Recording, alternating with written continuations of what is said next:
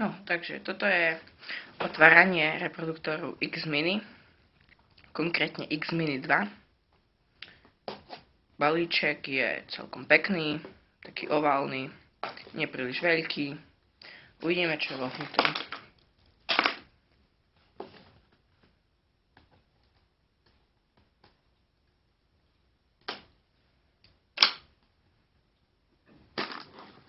Po otvorení nájdeme viacero návodov a reklám.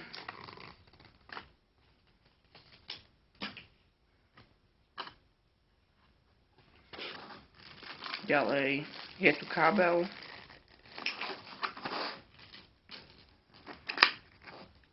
Ďalej samotný reproduktor.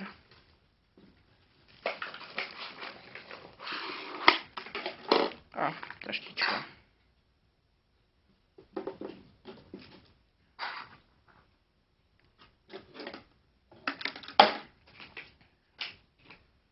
Takže ešte raz opakujem, čo si nájdeme v krabičke. V krabičke nájdeme samozrejme reproduktor, ktorý je v otvorenom stave, ale dá sa aj zavrieť.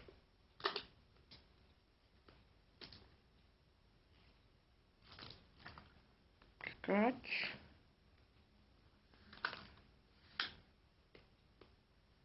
takto vyzerá zavretý, je pomerne malý, telo je odolné, vyzerá odolne celkom. Tu je tlačidlo na pridávanie a uberanie hlasitosti. Tu môžeme pripojiť ďalší reproduktor a zvuk sa nám znásobí. Je to výborná funkcia, keďže si môžeme zapojiť viac reproduktorov naraz.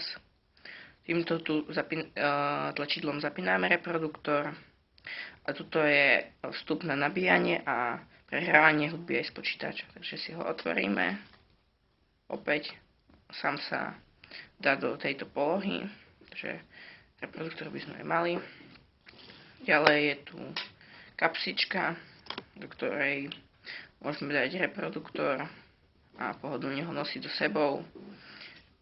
Ďalej tu môžeme dať aj kábel, ktorý bol pribalený. Tento kábel má viacej užitočných vecí. Tuto je klasický USB konektor, ktorý pripojíme do počítača. Toto tu je USB mini konektor, ktorý pripojíme do reproduktoru. A tu je audio jack. Keď pripojíme audio jack do nejakého zariadenia, ktoré vydáva, môže cez neho ísť hudba do reproduktoru vďaka tomuto tu USB mini káblu. Takže môžeme prehrávať aj dve naraz skladby, lebo reproduktor samotný má vlastný audio kábel, ktorým môžeme pripojiť zariadenie k nemu. Tento kábel sa dá pohodlne vložiť, tu je taký zárez, do ktorého zapadne. Je veľmi pohodlné, keďže kábel nikde nevytrča. Reproduktor je peknej zelenej farby, vyzerá pomerne odolne. Takže ďalej, mali sme tu ešte reklamu pre pomoc ľuďom, ktorí sú na tom horšie. Ďalej sme tu mali aj návod, ktorý zrejme nebude v slovenskom jazyku, ale to nevadí.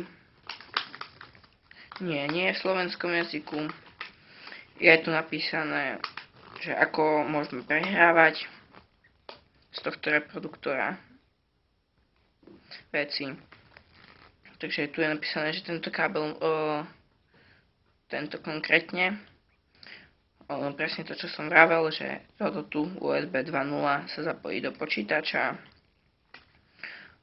USB mini sa zapojí do reproduktora, konkrétne tu. Krásne to pasuje, nie je tu žiaden problém. Toto tu sa dá pekne otvoriť, že keď ho nepoužívame, môžeme ho pekne zabaliť a nezavadze nám kábel. USB kábel môžeme pripojiť do notebooku. Takže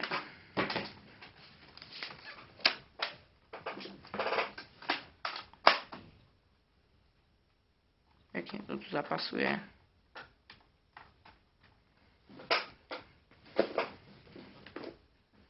A reproduktor sa bude nabíjať, svieti červené svetlo, to znamená, že reproduktor sa práve nabíja. A toto tu, tento audio jack môžeme zapojiť tiež buď do notebooku alebo do hociakého zariadenia, ktoré má tento port a tým pádom pôjde z neho cezeň do reproduktoru zvuk. Môžeme si to vyskúšať. Reproduktor, keď je nabitý, už nemusí sa pripájať k notebooku, môže hrať na vlastnú batérku, ale momentálne sme ho len čerstvo vybalili, takže ho necháme nabíjať. Tento tu kábel je 3,5 kový, to znamená, že pasuje do väčšiny zariadení. Kábel je dostatočne dlhý, dostane mi aj na vzdialenejšie miesta, má asi 30 cm, čo je postačujúce. Takže skúsime, ako to hraje. Pustíme nejaký zvuk, niečo z YouTube. No takže momentálne tu nie je nič také.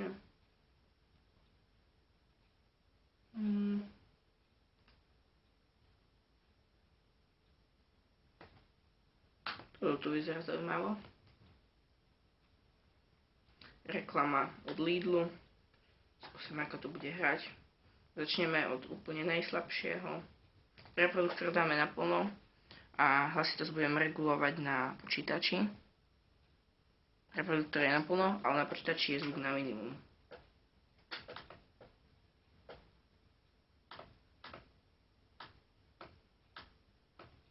Takže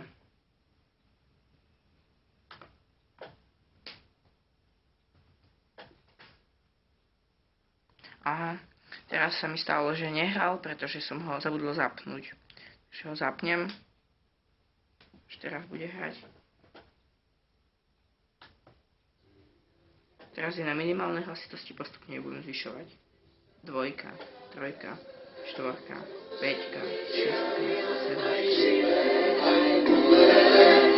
Všetci prajú si šťastné a veselé, šťastné a veselé, vianočné sviatky, nech všetky nový. Takže na plnej hlasitosti hrá pomerne hlasno, čo je podľa mňa veľmi dobré na to, aký je maličký. Že ho odpojíme už.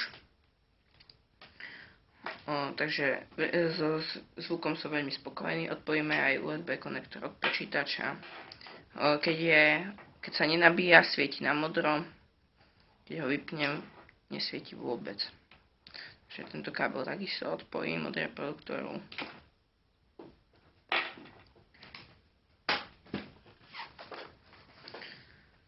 No, to už asi všetko. Čo sa týka krabičky, balenie je pomerne pekné, mne sa veľmi páči.